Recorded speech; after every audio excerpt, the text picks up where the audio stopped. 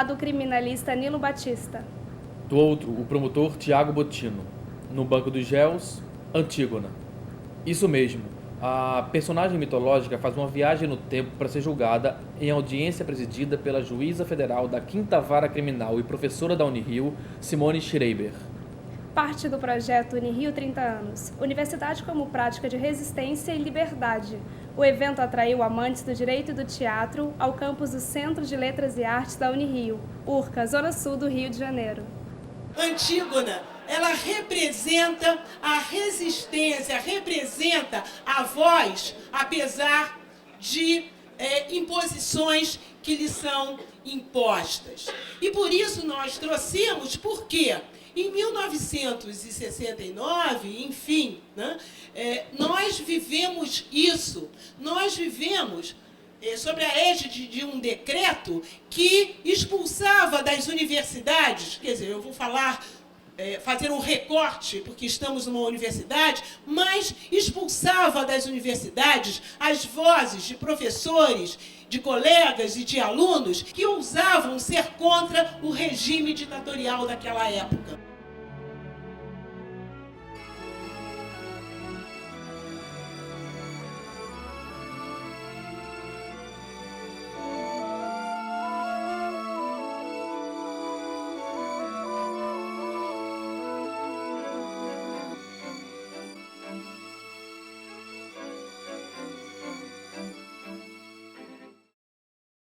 Personagem da mitologia grega, Antígona é filha de Édipo e Jocasta.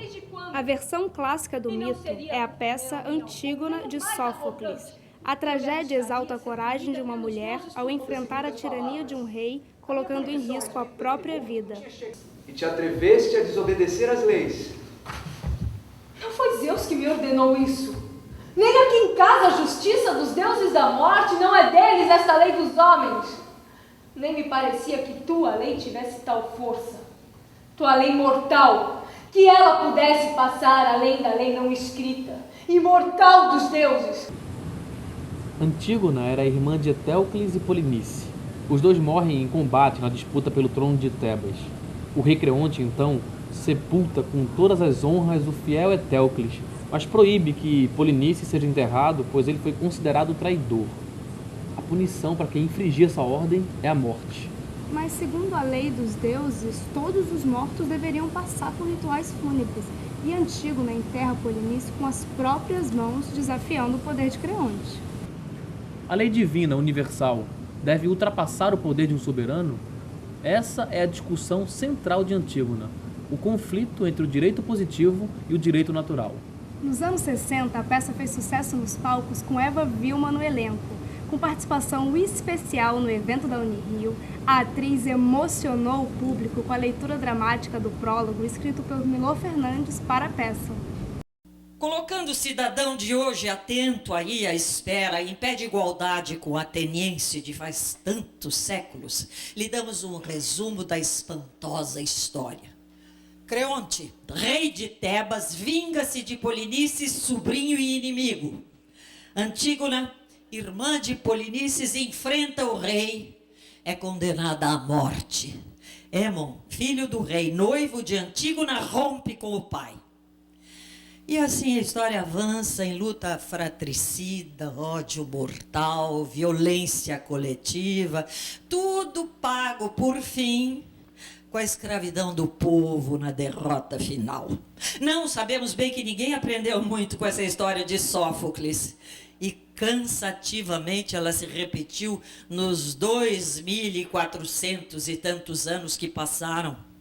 Ânsia de Brutus, cruz de Cristo, Heil Hitler, Lumumba esquartejado, Che nas montanhas.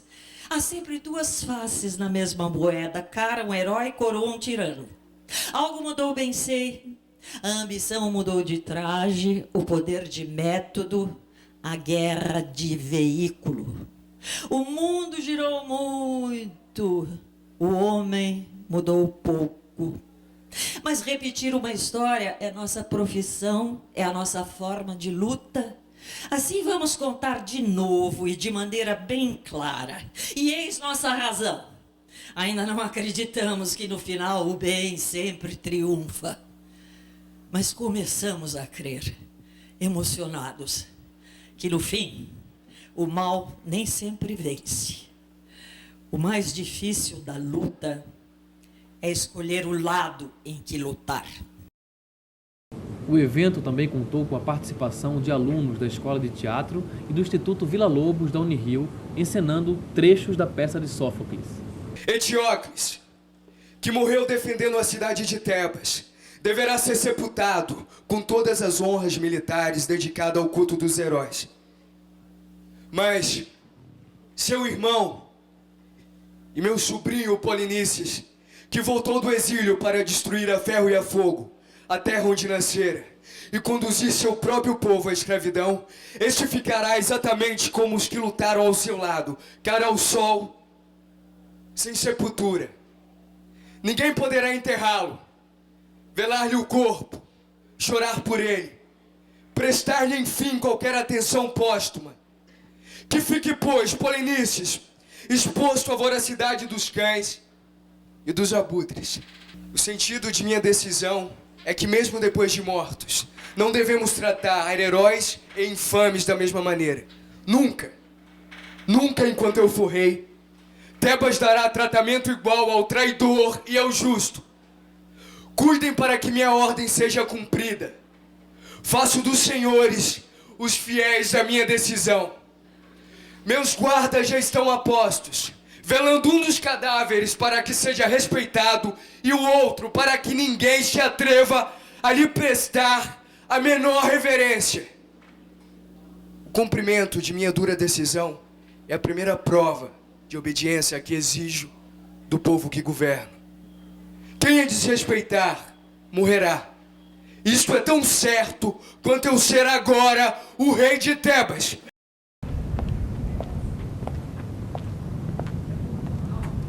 Antígona desrespeitou Creonte, teve um trágico final. E se ela fosse julgada hoje por seu crime?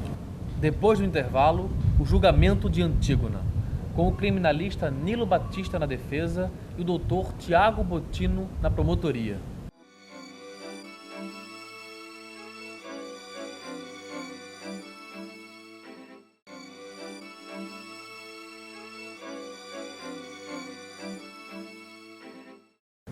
Silêncio no tribunal. Vai começar agora o julgamento de Antígona.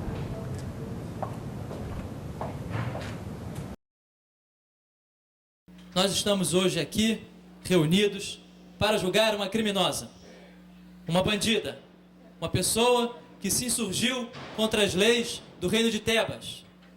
E o caso é bem claro, a questão é bem simples. Nós vamos julgá-la porque ela desobedeceu uma ordem legal, válida, legítima do rei da nossa cidade. Nós vamos julgá-la pelo crime de sepultamento, que na verdade é o crime de insurreição contra as leis dessa cidade. Leis que devem ser observadas, que devem ser seguidas. Vou lembrar ao júri o seguinte: não era um direito natural, era um direito real de base divina.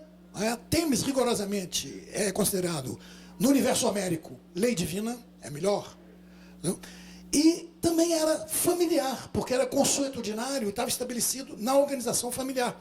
Quando Hegel for tratar disto, do drama de Antígona, ele vai considerar como um conflito entre um direito familiar e um direito público nascente.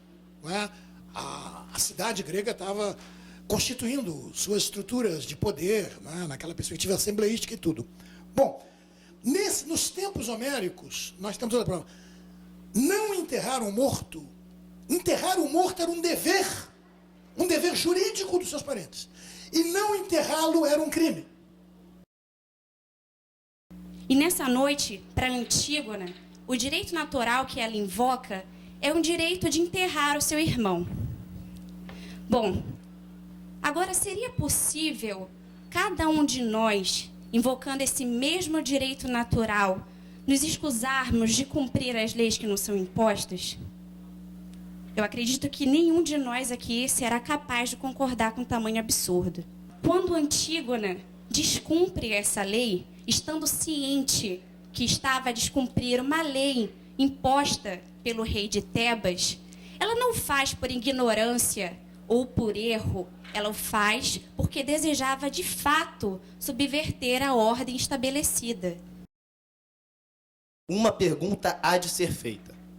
Podemos nós, os senhores jurados, brasileiros, em pleno século XXI, vivendo em regime democrático, condenar Antígona? Poderíamos nós, membros da comunidade acadêmica da Unirio, condenar alguém que há 2.500 anos vem sido reiteradamente absolvida por pensadores das diversas áreas do conhecimento? O que fez Antígona, senhores? Ela resistiu. E o que é resistir? É opor-se, defender, subsistir. Lançar mão da resistência é, essencialmente, um ato político. É fazer oposição ao uso abusivo do poder estatal. Foi dito aqui que há 2.500 anos as Antígonas são absolvidas. Sim, é verdade. Há 2.500 anos as Antígonas são absolvidas. Vocês querem exemplo mais claro de impunidade do que esse? Ao negar obediência ao decreto de Creonte, senhores, filho de Meneceu, Antígona optou pela oposição política ao tirano.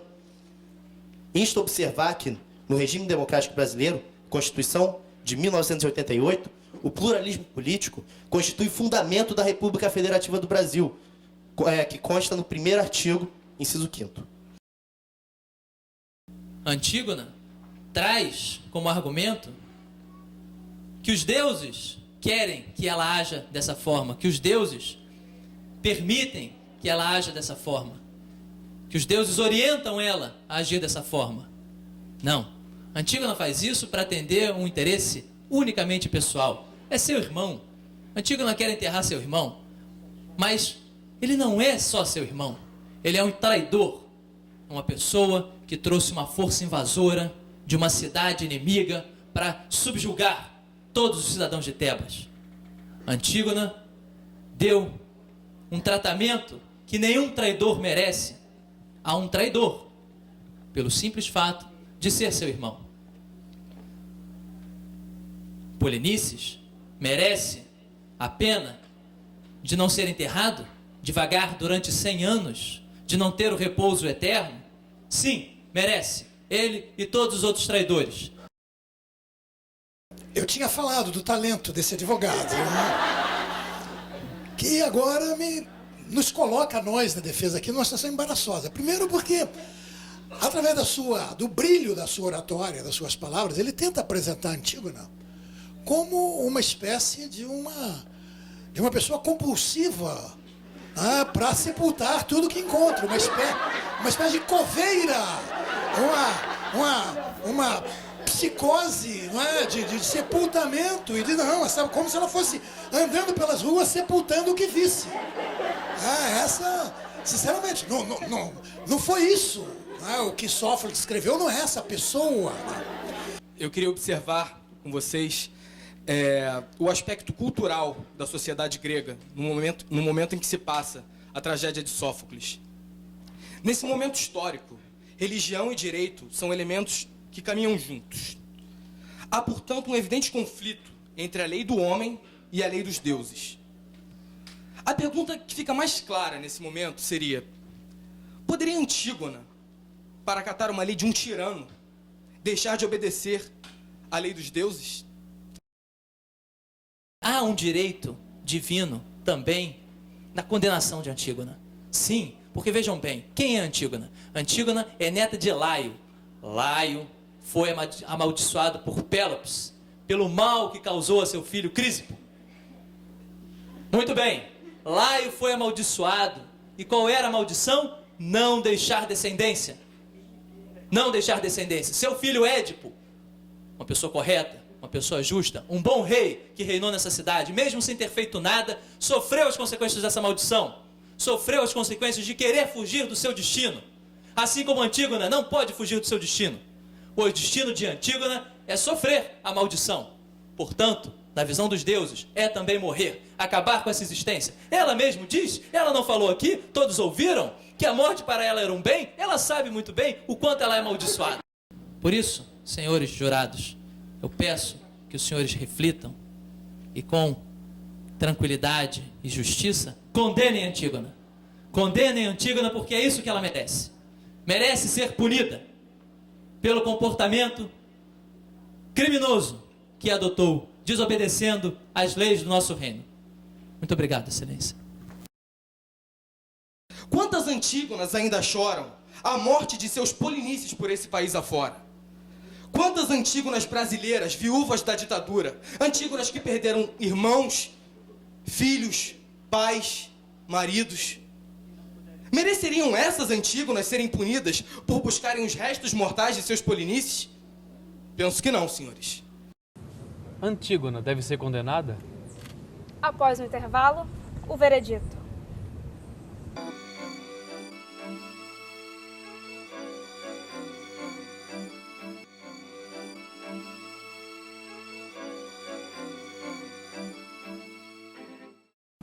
Por unanimidade, o nosso júri absolveu Antígona.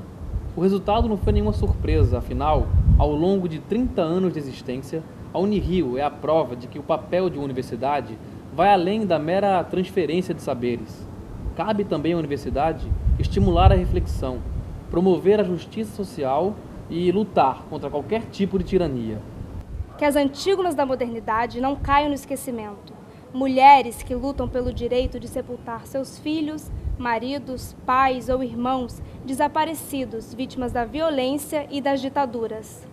Calma nada, eles sabem do Stuart, senão não estavam fazendo isso. Está nos acusando? Se o Stuart cometeu algum crime e foi preso, que seja julgado. E se ele for justamente condenado, eu venho trazer maçãs para ele no dia de visita. Agora o que eu não aceito é que vocês finjam que ele não existe. E nem que ele seja condenado sem julgamento. Isso vocês não podem fazer.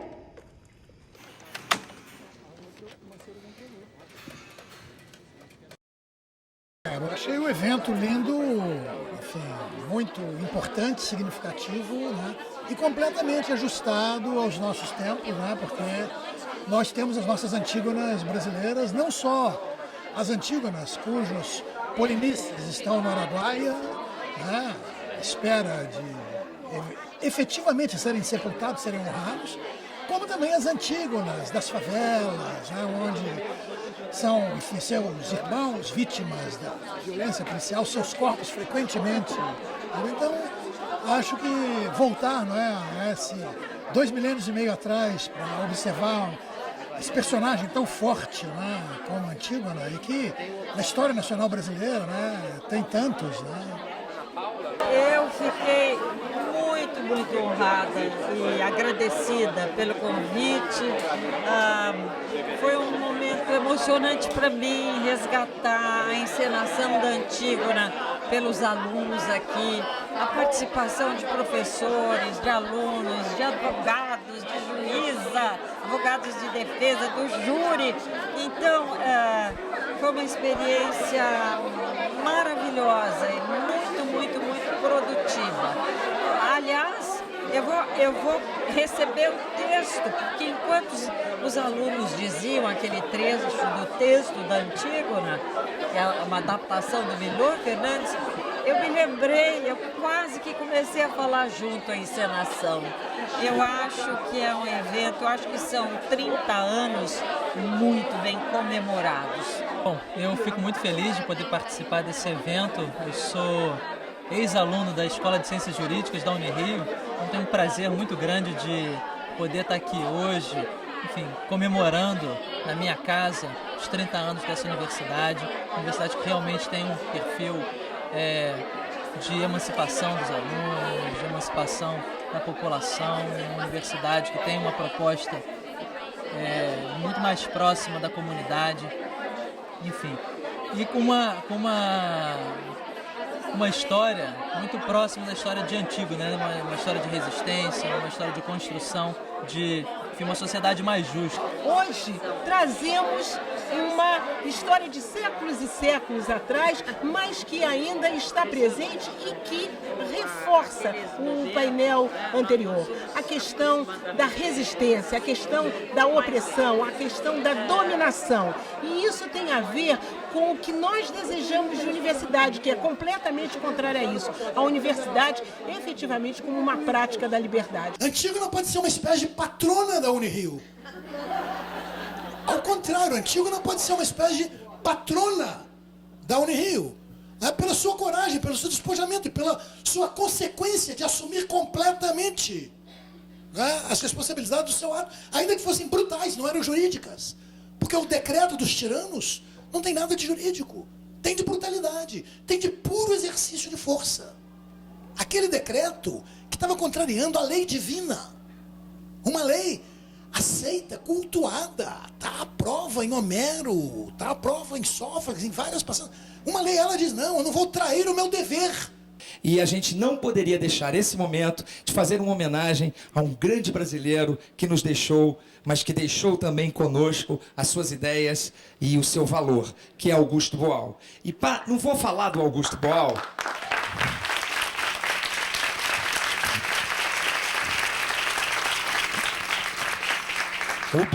O Boal que nos deu a honra de vir aqui à Escola de Teatro junto com a Miradade 2 meses antes, aqui nesse jardim, e nos deu uma linda conferência sobre teatro, sobre ética, enfim, sobre arte, sobre cultura, sobre resistência. Então, nós, em vez de falarmos sobre Augusto Boal, nós resolvemos dar voz à voz de Augusto Boal. Ser cidadão, meus companheiros, não é viver em sociedade, é transformar a sociedade em que se vive. E transformar com a cabeça nas alturas, com os pés no chão e mãos à obra. Muito obrigado!